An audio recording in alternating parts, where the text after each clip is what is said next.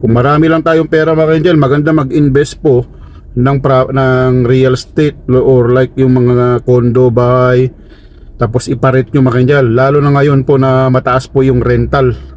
Mas mataas pa yung rental ngayon kaysa sa mga mortgage. So talagang okay kung may pera lang. Kung ako mga angel, gusto ko talaga na bumili pa ng isang property. Yan! Woohoo! Ang Biscuit Basin na sumabog na geyser noong July.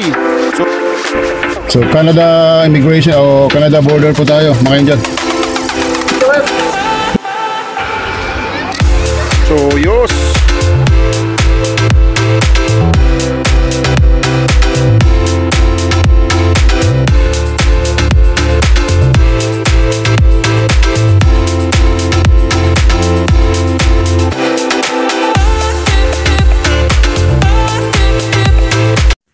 Hula ho mga ka-angel, ito man po yung lingkod yung katropa at kalakwatsa, Kuya JJ.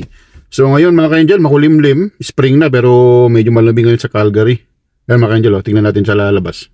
Yan mga ka-angel, yung pagdigi. Dito tayo sa Seton ngayon mga ka-angel, ito bago ng bagong parang park nila. So ganda ng mga bahay dito. Sa Seton po dito mga ka-angel, usually pagka nagkikreate sila, nagtatayo sila ng mga mga community, nagtatayo din po sila ng mga park para sa mga kids. Ayan mga angel, ganda itong lugar na to mga angel sa Seton, para malamahugan ni. Ayan 360 tayo mga angel. Ayan. Wow. Ayan.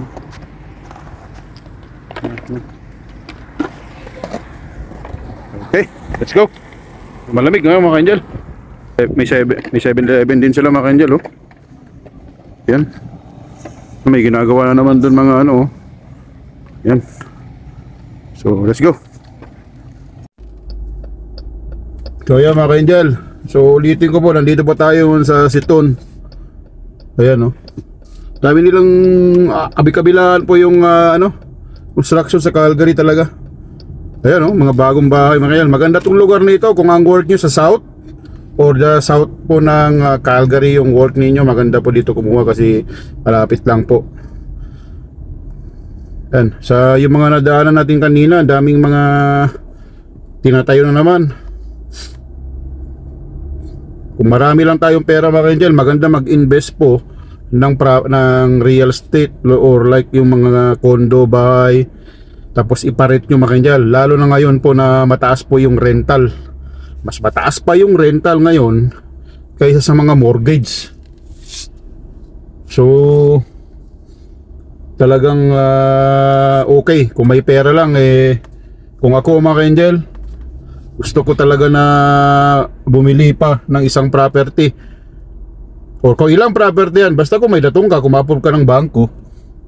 Kasi maganda yung rental ngayon mga angel. Ang laki ng rate ngayon. At siguro mga angel, average kung sa upa po ng first floor sa isang bahay, malaking bahay, nasa 2,000 na mga angel. Di pa kasama ang basement doon. Tapos yung basement nasa almost 2,000. So pagka i-combine mo yun mga angel, more or less 4,000, 3,000 yung kumbaga rental. Yun na yung kukuhanin mo pang mortgage mo doon sa bahay na yon. So maganda mga angel, I advise magandang mag-invest ng real estate, especially ngayon mataas po ang mga upa. At saka one more thing, aside from na kumbaga rental sa iyo yung bahay, tataas din po yung value niyan. Let's say nabili mo siya ng 400, for after how many years maaaring magiging times 2 na yung value ng bahay. Maraming nangyayaring ganun mga ka-angel. Kaya kung may pagkakataon para mag-invest po sa real estate, try it mga ka-angel. Kasi marami pong gumagawa niyan, lalo yung mga ibang lahi natin na nag-migrate dito, yung may ibang lahi. parang buy and sell, bili sila, rental, and then after that they i-sold nila o i-sell nila yung bahay. So kumita ulit sila and then buy sila ulit ng another property. So ito mga ganyan, nagsishare lang ako ng mga option kung paano po magkaroon ng business o income, extra income. Unat, kung gusto niyo pong mag-focus na lang po about sa business, not yung parang empleyado na lang po tayo lagi. So yun yung aking may advice lang mga kanjal. Ito mga kanjal, bago na lang mga ano dito. So maganda mga kanjal. So ikot tayo sa Calgary at para makita nyo ulit yung mga ibang parte po ng Calgary mga ka-angel.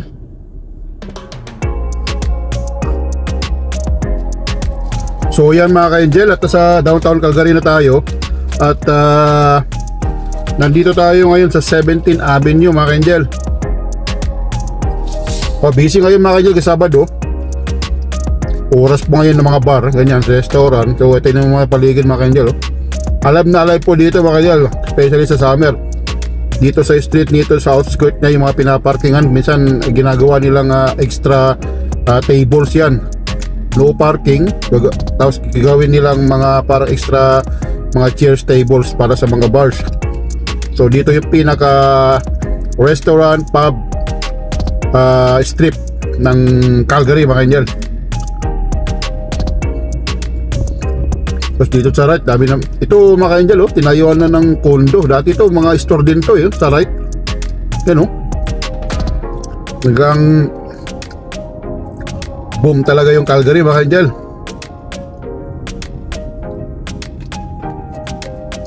Mga ka-angel,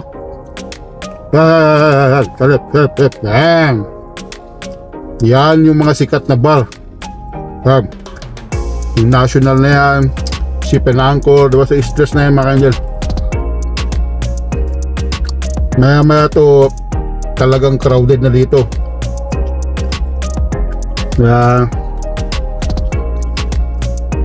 Especially mga ka-angel, tulad ng sinabi ko, daming lumipat dito sa Calgary. Going to 2 million population na po yung Calgary mga ka-angel.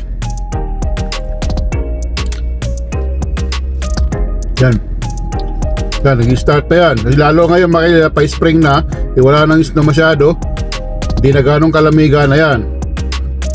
Talagang mapupuno na naman to mga ka-angel. At malapit na rin Stampede. Kaya mga ka-angel, sa left, yan, lulo yan, mga lulo, hindi lola mga ka-angel, hindi grandparents. Kaya mga ka-angel, dito naman sa left yung open space dyan, tatayo na naman nila ng condo. Tinatawag nilang largest condo in Calgary pag naka-construct. At pag diretso nyo itong 17 Avenue, pare diretso na po yan ng Stampede area, dun sa BMO. Tapos yung tinatawag nilang bagong Scotia Place na arena. Yan mga ka-angel, pag diretso nyo po yan. Napaka-alive po yung Calgary ngayon mga ka-angel. Unlike before nung dumating tayo dito, alive din, but iba yung alive niya mga ka-angel. Talagang sasagit ang ulo mo sa sobrang daming tao mga ka-angel. Pagka lalakad ka tapos ang dami nakakasalubong mo, especially dito sa downtown, tsaka dito sa mga strip ng restaurant, mga bar.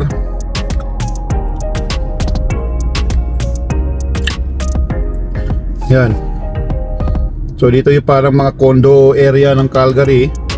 Tapos may cathedral, dito yung St. Mary's Cathedral mga ka-angel. At dito tayo nagsisimba minsan. Yan po St. Mary's mga ka-angel sa left. Yan simba, Catholic Church po yan. Yeah. So yan mga ka-angel, para makita nyo yung St. Mary's Cathedral. Pasok tayo dito sa parking area niya. Yan, St. Mary's mga ka-angel. Yan. Nung nakatira tayo dito sa west area before, dito tayo nagsisimba. Yan mga ka-angel. Maganda rin pa yung Sills Cathedral. Siyempre maganda yung design sa loob mga Angel. So alam nyo ba, yan, may tower dyan, oh. Yan, oh, yan, oh. Yan. Ako, sa harap ng simbahan may kondo na naman kinoconstruct dyan. So yun mga Angel, at nag-ikot-ikot lang tayo para magkita nyo yung katsura ng Calgary pag pa-spring na. Pero medyo ito, naka-jacket na naman tayo. Medyo malamig, kulimlim, walang araw masyado. At nung isang araw mga Angel ay start of spring na. So tapos ng winter. But siyempre pagka magsasalubong yan, malamig pa rin. Yung magsasalubong yung spring kaka winter, medyo malamig pa. So mostly around May, ayan pa yung start po ng pag-usbong po ng mga dahon na mga grass. Then May, June onwards na po yan, papasummer na. Yan. So yan po yung itsura po ng Calgary mga Angel. At mga Angel, ay remind ko pala at magka-travel ulit kami ng mga friends by next month somewhere dito sa British Columbia. At the same time i-upload pa natin yung mga natitirang video natin nung napunta tayo ng Colorado. Paulit-ulit kong sinasabi. At talagang busy talaga tayo mga Angel, kaya hindi ko maasikaso yung pag-upload. At yun, yung mga remaining videos nang punta kami ng Colorado nung fall season, yung autumn. At maganda. At tabayan nyo po mga, kung yung mga Angel at yung gusto nyo makita yung mga previous video natin last year nung nagpunta rin kami ng US dito sa Montana, yung going to the Sun Road, ay magandang scenic road dyan mga Angel, scenic view. So balak natin balikan during pagka summer, kasi para may yung mga waterfalls ay malakas ang agos niya. Nagpunta kami pa winter na kasi kaya naubos na yung tubig, wala lang agos ng tubig yung mga falls, yung mga waterfalls. So hopefully makadaan tayo ulit dyan sa going to the Sun Road mga Angel. At saka yung unang nung napunta kami sa California with the friends, yung mga tourist spot dito sa Arizona, Utah, very beautiful, Wyoming, sa Yellowstone National Park, ayan, sa surroundings po ng California, LA, Los Angeles. Sayang talaga mga Angel, nagpunta kami nung unang-una talaga nung kami lang na family ay di pa tayo nagbibideo. Sayang, hindi ko masyadong na-videohan yung mga like yung mga Disneyland, yung sa San Francisco ay yung Bryce Canyon mga Angel, yung mga canyon dito sa Utah, very beautiful. Sayang, tsaka Bryce Canyon. Balak kong balikan yan mga Angel kasi gusto kong kumuha ng mga videos para may upload natin sa channel natin. Kasi that time hindi pa talaga tayo nagbibideo. So hopefully mabalikan ulit. At mga Angel, ito wala. Hopefully by this coming summer ulit, subukan tayong tumawid na naman. So hindi ko muna sasabihin kung saang lugar. At sineset up pa namin yung lakad. Kumbaga pa southeast naman siya ng US. So hindi ko pa sasabihin muna yung lukong saan banda. Sabihin ko na pagka set up na namin lahat. At set up namin ng friends namin. So para may share ko sa iyo, kaya may try kong ma-upload na lahat yung Colorado fall season na escapade namin para matapos na, matatabunan na mga Angel ng mga lugar na pupuntahan na. At yung mga Canadian, marami kaming napuntahan na sa Canada mga Angel, but unfortunately talaga hindi pa ako kukuha ng video. At since kumukuha na tayo ng video, subukan natin balikan yung mga magagandang dito sa Canada area naman para may upload natin sa YouTube. Sayang, nahihiya pa kasi tayo noon mga Angel. Sayang, ang dami namin napuntahan na ng mga places, mga city dito sa Canada, but hindi pa tayo video kasi. But it's okay, it's not too late. Pwede natin balikan yan mga Angel para may share ko sa inyo. So yan muna ang video natin at tutuloy natin pagka nag-trip tayo ulit mga Angel.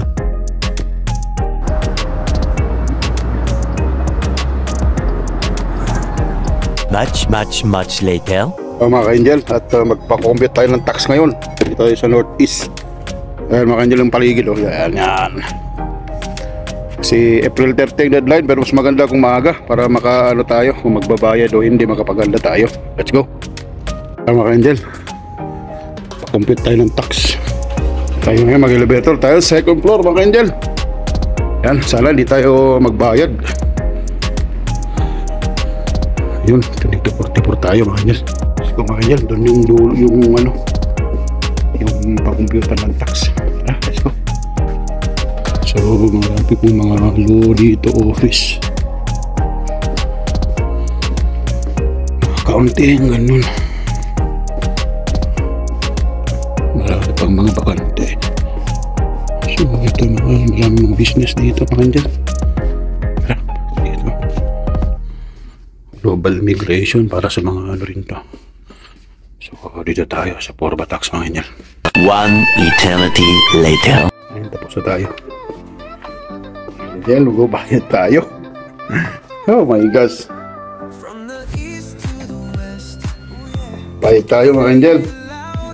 So last year may naripan tayo, but ngayon nagbabayad tayo. So 11,000 kasi yan sa income mga angel. Last year maliit ang income. Ngayon po malaki yung income doon sa company kasi nag-work tayo. So okay mga angel. Mga kadyal, dito tayo ngayon sa ano, Baptism. Yan, pwede tayong kumain dito. Ganda. So yan mga kadyal, at tapos na tayong compute. Uwi na tayo. Ito yung new community of Belvedere dito sa southeast ng Calgary. So dito mga kadyal, dito ko sa left yung building na yan, wala pa yan dati. Nung magpunta ako dito dala sa noon a few months ago, wala pa. Bilis ng construction nila, oh. Daming kinatayo. Tapos din naman sa across meron naman kinatayo yung mga condominium. Ayan, oh. Ayan sa kabila, oh. Ang dami talagang mga construction everywhere sa City of Calgary mga kanyan. So yun mga kanjel, nagpile tayo ng tax. Yun yung obligasyon natin. Mapa-PR, mapa-citizen, mapa-temporary worker ka o temporary resident, kailangan mo mag-file ng tax dito mga kanjel. May income ka, wala. Yun po yung batas nila dito, yearly. At alam nyo mga kanjel, isang obligasyon yan pag especially pag nag-apply kayo ng citizenship. Isang requirements ay nakapag-file ka po ng tax from the past years na start na nandito na kayo. At alam nyo mga angel, halimbawa lumipat kayo sa Canada, let's say ngayong taon na ito, kailangan pa rin nila yung income mo from the previous year. Kahit saan ka man kaya nag-work, kahit outside ng Canada yan, kailangan talaga na i-check nila kung may income ka last year, kahit Pilipinas man yan or other countries. Ganun yung rules. So, uwi muna tayo. So, nasa Stony Train na tayo mga kanjel. Mga kanjel, nasa Stony Train East tayo. At uwi na muna tayo at magkain tayo ng lunch. So, yun po muna ang video natin mga kanjel. Ingat po kayo lagi. Stay safe. Pray hard it works. Po ang inyong lingkod, ang inyong katropa at kalakwatsa, Kuya JJ. Hanggang sa muli at may God bless you always mga kanjel. Montreal feels fine, dancing in the moonlight. I love Canada. Ooh, I love Canada. Dancing in the snow. I love Canada. Yeah, I love Canada. Let the music flow.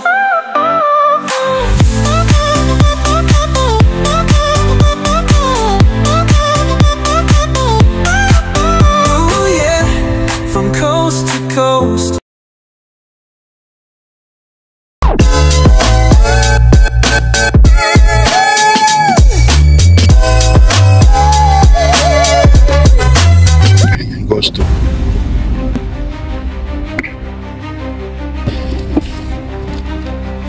Morning.